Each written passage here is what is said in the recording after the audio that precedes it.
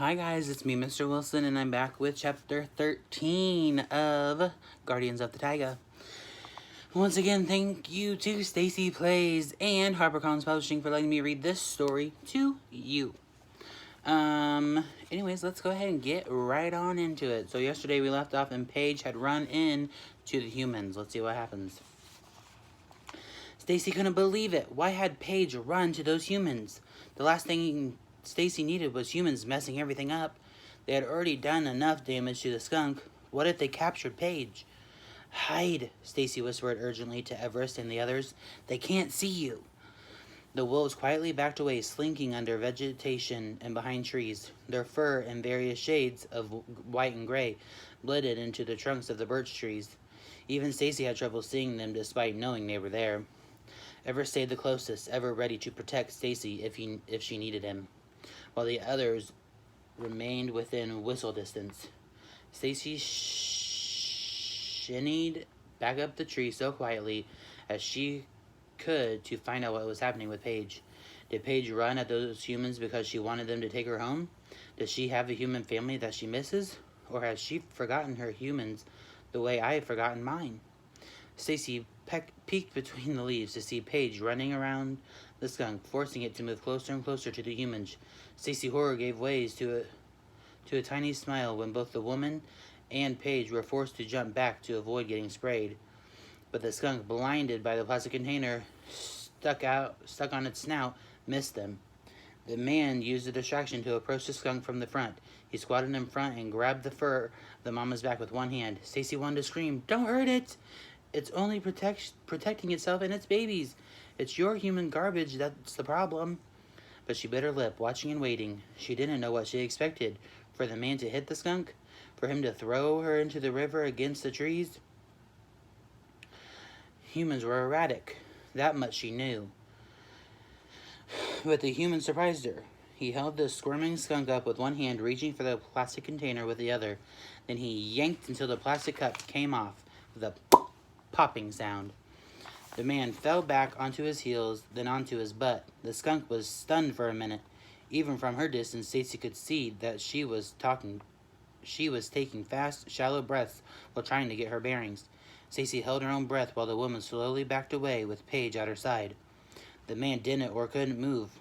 After a few very long, slow seconds, the frightened skunk turned and ran, but not before she lifted her tail and sprayed him right in the face.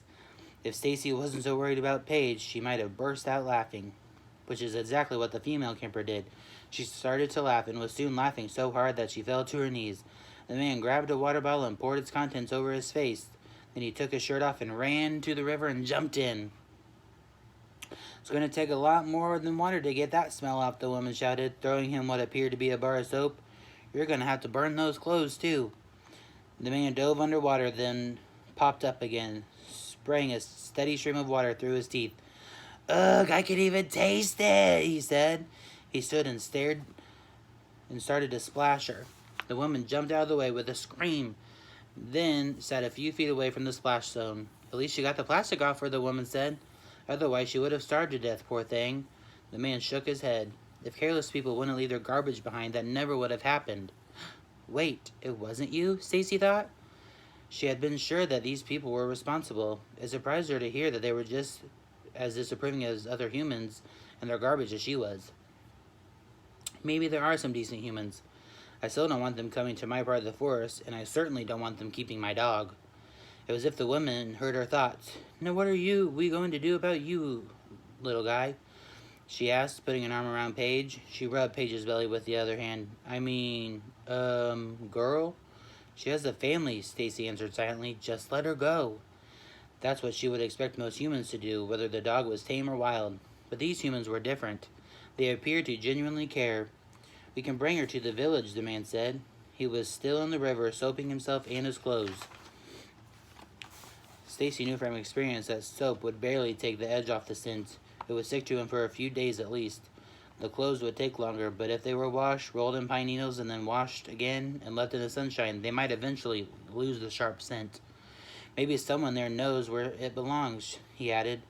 "Maybe she belongs with us," the woman said, now scratching Paige's ears affectionately. "She's a smart dog. I can tell she likes me." You can't save every stray you come across, the man said, chuckling. Said by the man who got sprayed by saving a skunk. The woman shot back. The man tried to splash her again, but the woman was too far away. Stacy watched as Paige started to trot to the edge of the clearing. She must have realized her work was done, and the skunk was saved, the man was climbing out of the river, and the woman finished giving her a rub. Stacy slid down the tree as noiselessly as she could, motioning to Everest to stay put. She knelt to the edge of the clearing and waited for Paige. We'll slip off before the woman sees me. Here, girl, the woman called after Paige. She ran over to her camping food and grabbed a granola bar. Food, want a treat? Stacy saw Paige lick her lips in anticipation. The dog turned around and ran back to the woman. No, Paige! Stacy shook her head. She knew Paige wouldn't be able to resist the sugary snack after weeks of subsisting on only pumpkin and fish. While Paige was gobbling up the pieces of granola bar, Stacy noticed the woman was fashioning a leash from her rope belt. Where are the bats when I need them? They could warn Paige about the leash. In a moment of inspiration, Stacy let out a whistle, hoping Paige would hear it and run to her. Paige's ears twitched, but it was too late. The woman had slipped the lead over Paige's head. Paige strained against the leash, but the woman wouldn't let go. Paige was trapped. Stacy felt a waves of panic start to wash over her body. She didn't know what to do, but she did know what she couldn't lose.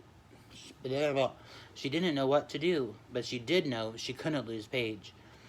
She was Stacy's dog now, and taken up a place in her pack and her heart. Stacy took a deep breath and stepped into the clearing.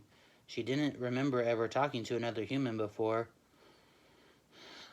but she no longer had a choice. Hey, she said, her voice trembling. That's my dog. The end of that chapter. Man, that was a quick one. Oh my goodness. Okay, so in chapter 14, we will see what happens. Does Stacy get Paige back? Or does she stay with the woman? We will have to see. Okay, well, once again, thank you guys for joining me on this journey. We are almost done with this book, believe it or not. We're down to less than 60 pages. It is crazy how fast this book is going by. If you like this video, I'll be posting a poll after our book is done, and where I can read the second book of this series, or I can move on to something else. But I just thought I would start with a book that I was interested in and I enjoyed. And then we'll get to what you guys want, since we are at home for a long time. So, anyways, I love you guys. I miss you, and I will see you later. Bye!